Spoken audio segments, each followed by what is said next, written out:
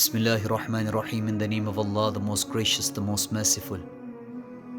Brothers and sisters in Islam, I'm going to share with you all an incident from the life of the Prophet Sallallahu Alaihi Wasallam, which during the blessed month of Ramadan, it's absolutely vital that we keep in our mind, we keep on our thoughts throughout the month of Ramadan, because it will serve as a reminder, an admonition and a wake-up call, so that we try to spend the month of Ramadan in the best way possible.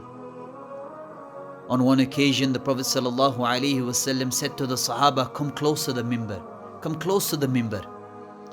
And as they came close, the Prophet ﷺ ascended the minbar, the pulpit, and he said, "Ameen, Ameen, Ameen." And then he continued the khutbah. After the khutbah finished, upon inquiry from the companions as to why the Prophet ﷺ did something unusual, why did he say Ameen, Ameen, Ameen? Upon ascending the minbar, the Prophet ﷺ said that Jibreel alayhi salam came to me, and as I took the first step, he said, "Destruction be upon that person. May that person be cursed, may that person be ruined, upon whom the month of Ramadan passes by and his forgiveness does not take place." And I said, Ameen. Then when I got to the second step, he said, "Destruction be upon that person in front of whom your name, your blessed name is mentioned, and he does not send salutations upon you." And I said, Ameen.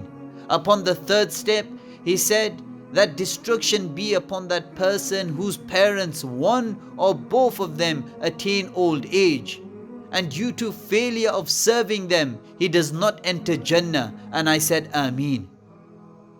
Subhanallah, how powerful of a curse and a dua is this?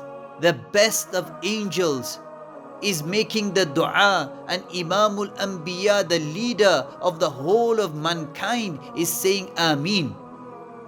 And why should they not make such a dua when Allah subhanahu wa ta'ala upon each action of Ramadan guarantees maghfirah? Whoever fasts during the month of Ramadan, Allah forgives. Whoever stands up in Taraweeh, Allah forgives. Whoever recites the Quran, Allah forgives. For his salah, forgiveness. For his fast, forgiveness. For feeding people, forgiveness. For his sabr, forgiveness.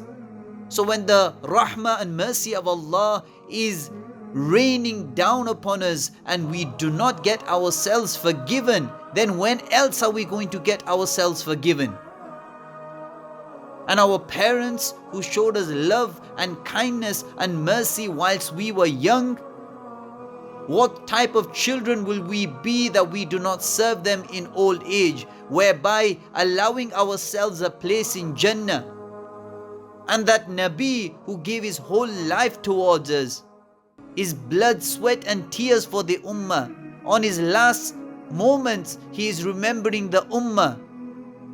On the day of judgment, when everyone will be worrying about themselves, nafsi, nafsi, and the Prophet ﷺ will be remembering the ummah, how could it be that his name is mentioned and we do not send salutations upon Rasulullah ﷺ?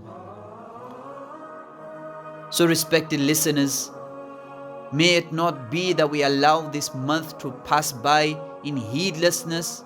We allow these blessed days to pass by like any other days of the year, and we do not allow ourselves to be forgiven by Allah subhanahu wa ta'ala. May Allah subhanahu wa ta'ala grant us His forgiveness. May He give us the ability to do those actions and worship in such a way that Allah subhanahu wa ta'ala grants us His forgiveness. Wa akhiru da'wana alhamdulillahi rabbil alameen.